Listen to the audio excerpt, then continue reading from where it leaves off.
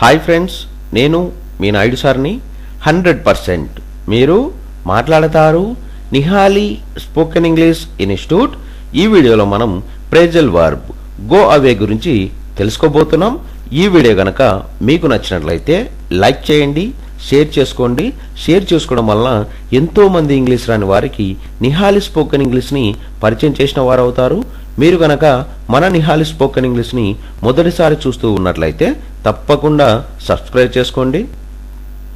Phrasal verb go away.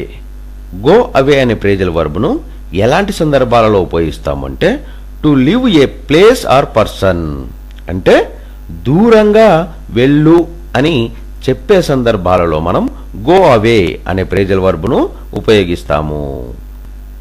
Phrasal verb go away.